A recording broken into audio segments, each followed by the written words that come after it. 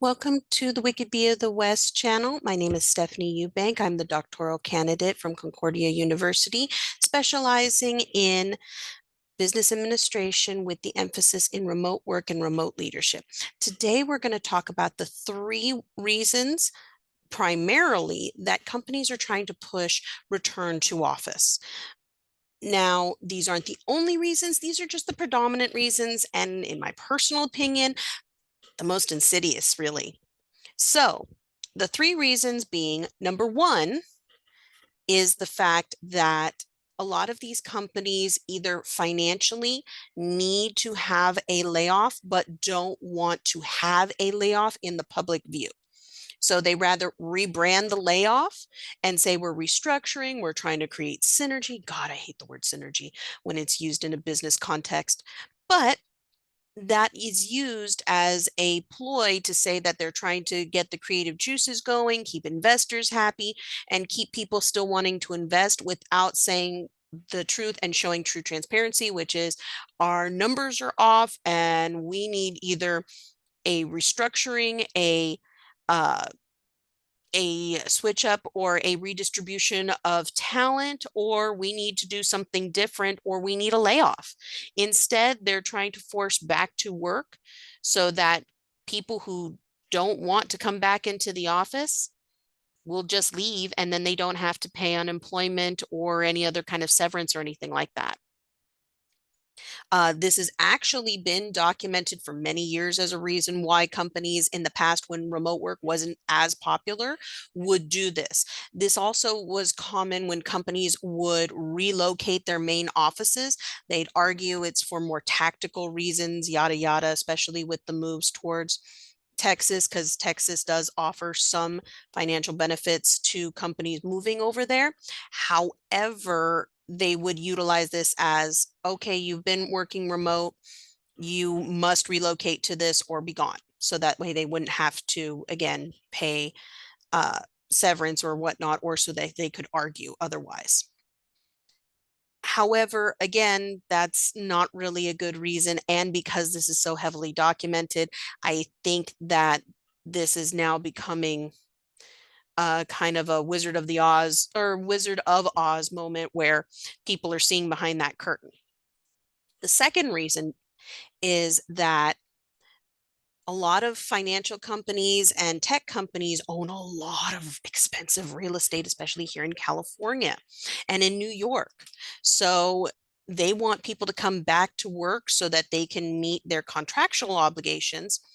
And that was originally the reason back in 2020 and 2021. But now that a lot of those contracts have been addressed, a lot of commercial real estate companies are giving a harder push to try and force companies to force people back into the offices, back into the commercial space that they also are invested into, rather than changing their business model and revamping their commercial space into other more needed spaces. AKA affordable housing is one that comes to mind, but that's a TED talk for a different day. And by them choosing not to change, they're holding the rest of industry back because remote work has so many benefits to the economy as a whole. And you will continue to hear how it does from me here. So, like and subscribe. Our third and final reason is really interesting just because this has been going on for decades in the US and abroad. So middle management is another big proponent of why so many companies are giving pushback against remote workers. So what happens is traditionally, middle managers are people who are really good at their job and get promoted up. Now, they're good at their task. Yes, they're good at that department. Yes, not downplaying their participation or their contributions to an organization.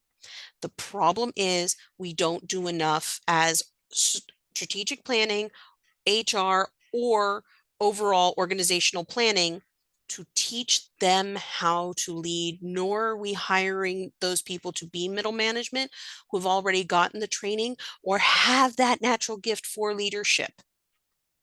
Instead, we promote up those who are good at their job. And unfortunately, we tend to promote those with the toxic leadership methodologies of constant push. We all know those tropes of leaders. We've seen examples of it in the office and IT, and there's a myriad of different movies, writings, etc., where this trope has been portrayed. And unfortunately, since we're not training them how to lead effectively in an in-person workplace to where they're not causing their employees to develop workplace PTSD and other coping mechanisms such as quiet quitting or acting their wage as a method of creating boundaries, they are not capable of being managers in a remote workplace. And part of the reason that they're not capable of this is because these managers, because they have not been taught how to properly manage, they mistake, unfortunately, they mistake fear with respect. And this is a very sad and scary concept within leadership development. Because if you don't teach these people how to utilize their empathy properly and connect with their teams, both on site and remote, you're going to drive away talent, and that costs money. We forget how much money goes into hiring, training, and putting in place new talent. And if we consistently make environments where strategic job hopping continues to be the norm, where people, if they stay at a company more than 2 years, they're senior, is not okay. And we can't keep that sustainably. Strategic job hopping is a reasonable tool, but it should not be such a frequently used tool, such as we shouldn't every year that we want a promotion have to go and strategically job hop and say, well, this other company is willing to pay me more to do the same job, and either use that as a bargaining chip or leave and go to the next job, because generally people are doing that 1 to 2 years on average. If we treat our employees well, it is a reflection of leadership. Remember, and I quote this particular quote from Remember the Titans, or Disney's Remember the Titans, so often in my classes that I teach. Attitudes reflect leadership. When we see people choosing to set these very strategic boundaries, it screams that leadership is not respecting their people and does not know how to effectively lead or how to properly lead.